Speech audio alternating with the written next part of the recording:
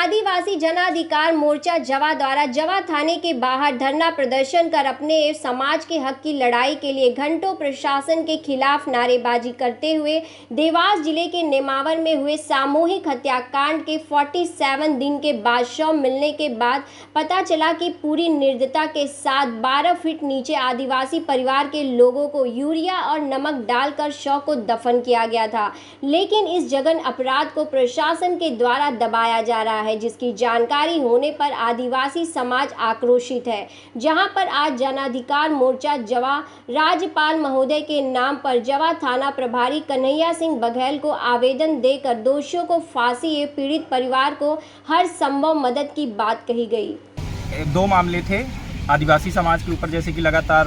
प्रताड़ना के केसेस और शासन प्रशासन का बेरुखी वाला रवैया अपनाया जा रहा है। उसी के जैसे कि नेमावर में पहला जो बिंदु था, नेमावर में जो घटना हुई थी, 5 आदिवासी बहनों को एक परिवार के 5 लोग थे, जिनमें से 3 आदिवासी बहनें थी, नाबालिग थी, एक भाई था और एक माँ थी। उनको जला दिया गया था और उन्हें 10 फीट नीचे ज़मीन में गाड़ दिया गया था और यूरिया और नमक डाल के, मतलब इतनी जघन्यता दिखाई गई। 47 दिनों तक शासन प्रशासन के दबाव के कारण किसी भी प्रकार की कार्यवाही नहीं हो रही थी। आक्रोशित सगाई आदिवासी समाज नेमावर पहुंचा, जिसके उस घटना पर दबाव बनाए और आज वहां पर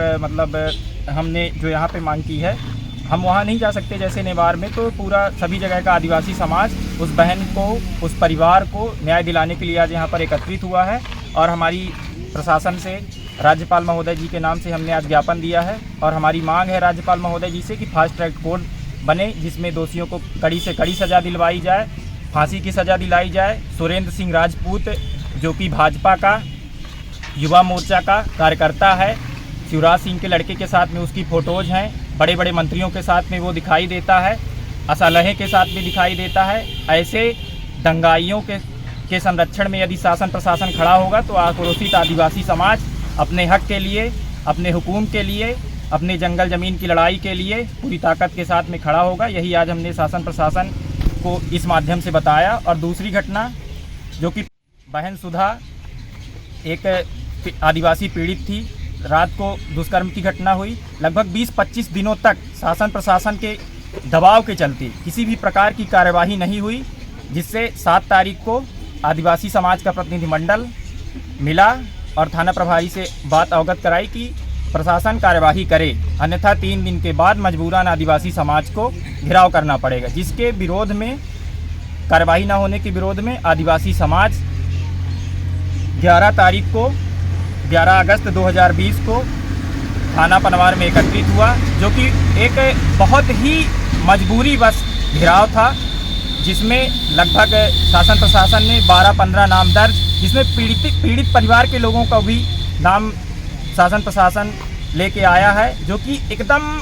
निर्दयता पूर्वक है। शासन प्रशासन आदिवासी समाज को लगातार दबाने की कोशिश कर रहा है और इसी के विरोध में हमने आज ज्ञापन दिया है कि यदि जो 12 नाम दर्ज केस लड़कों पर हैं और 115 लोगों की बात की जा रही है, यदि पुलिस महानिरीक्षक महोदय उन लड़कों के ऊपर से केस मुकदमे जो कि पढ़ने वाले हैं, बहन के साथ में अत्याचार हुआ, आक्रोशित बस आए और अपने हक के लिए खड़े हुए, अगर उनके ऊपर से कार्यवाही शासन प्रशासन करता है और यदि मुकदमे वापस नहीं लेता है,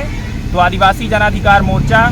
जैसा कि आज बैठक बुलाया था, समस्त संगठन आज शामिल हुआ,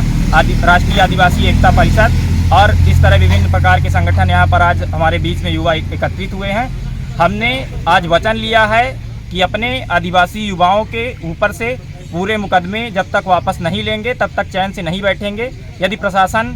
पुलिस महानिरीक्षक महोदय से अनुरोध एक बार फिर से करता है आदिवासी समाज कि आप केस वापस लें, अन्यथा मजबूरन बस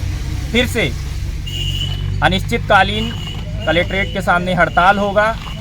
पूरा मध्य प्रदेश बंद करने की भी नौबत आएगी तो किया जाएगा। भोपाल में यदि राजभवन घेराव करने की बात आएगी वो भी करेगा, क्योंकि आदिवासी जन अधिकार मोर्चा समस्त आदिवासी समाज के हित के लिए पूरी बेहतरी के साथ में खड़ा है और जितनी भी ज़रूरत पड़ेगी खून के अंतिम कतरे तक को लगाने के लिए तत्पर है और पूरा प्रयास करेगा। और जितनी भी भागीदारी विभिन्न संगठनों के द्वारा हमें दी जाएगी, हम पूरा प्रयास करेंगे कि समाज